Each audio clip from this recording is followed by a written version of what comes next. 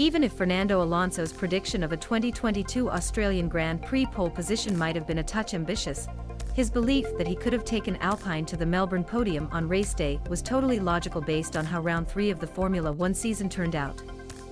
Whether Alonso's suggestion of pole, team principal Otmar Szafnauer's prediction of second on the grid, or technical chief Pat Fry's belief it would have been row 2, the lap Alonso was on when a hydraulic failure caused him to crash in Q3 would have put him ahead of the Mercedes on the grid.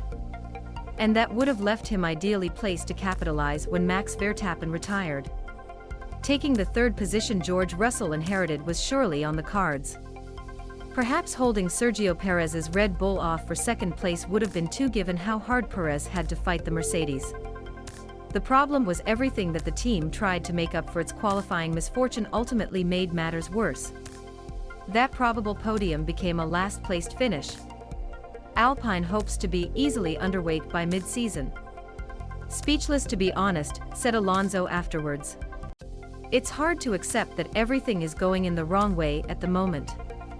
The podium today would have been easy with Max out. With George on the podium, I think we were a lot faster than the Mercedes on this circuit.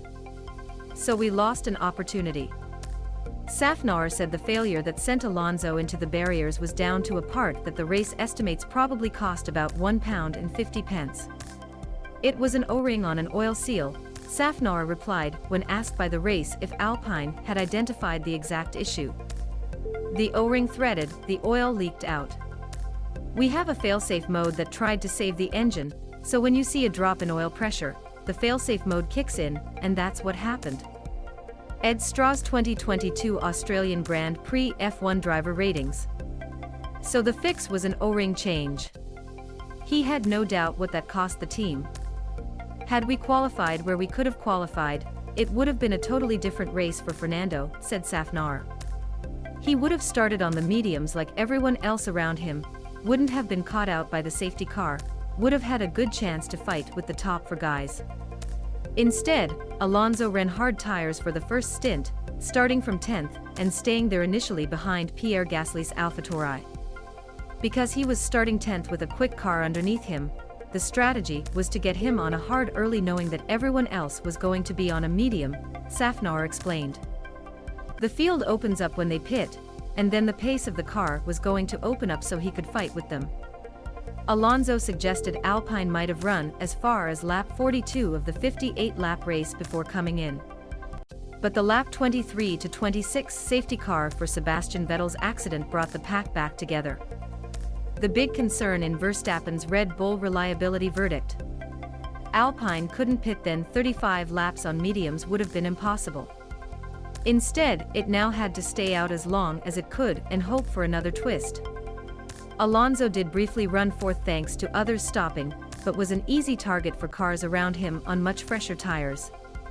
And he wasn't sufficiently quicker than Kevin Magnussen's Haas, which was on the same strategy further back in the queue, for a gap to open up. When Verstappen's retirement prompted a virtual safety car, on lap 39, Alpine bailed out and got Alonso in. But he couldn't make much progress from 14th, damaged his tires in trying to do so, and ended up making a late final pit stop that gave him a shot at fastest lap, but left him 17th and last. We had 4 cars in front of us, we had a DRS train, said Alonso of his post-pit stop angst in a queue led by Lance Stroll's off-the-pace Aston Martin on an inventive strategy. If they are one by one, you pass them. But if there are 4 and they all open the DRS, it is impossible, and we the tires. Going off strategy for the start made sense for Alpine in the circumstances. Sticking with it at the safety car was the only logical call. Coming in at the VSC was a similarly logical point to give up on Plan A. The full story of Albon's against all odds Melbourne point. But ironically, different calls at 2 of those junctures would have definitely given Alonso a better result. In a straight fight on the same strategy from 10th on the grid, dispatching Gasly and Alpine teammate Esteban Ocon either on track or through pit stop timing would have been very viable given Alonso's pace all weekend. That would have equaled a 7th place finish. And then there was the Alex Albon and Williams example. From last on the grid, Albon kept his hard tires intact until the penultimate lap, then pitted from 7th and benefited from the Stroll queue, delaying everyone enough to allow him to grab a shock 10th place. A 10th place Alonso would surely have had if Alpine had tried Williams' tactic. The bit I was surprised about wasn't that they scored a point.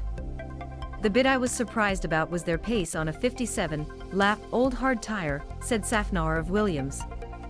There are things to learn from it. I wouldn't be surprised if they were surprised.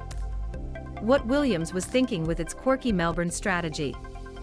Szafnauer suspected Williams might have been gambling on something causing a red flag so it could have a free tire change. He's sure it can't have expected Albon's pace to hold up. As it turned out, that tire, even at 57 laps, was still good, Szafnauer continued. He was still putting good lap times in. Fernando, for example, got stuck behind the others and ruined his medium tires, and that meant he had to pit again, and Albon didn't. They absolutely did the right thing. He suggested Alpine's competitiveness in Melbourne probably made it shy away from feeling it needed to try anything too radical. Had we not had the pace that we had, and had the virtual safety car not come out, and had we done what Albon did, we'd have finished 10th. We would have finished ahead of him, Szafnauer admitted. However, you make different decisions when you're further ahead, you pit, and you'd come out somewhere else. You can only make the decision with the information that you have at the time. It's really hard to predict the future.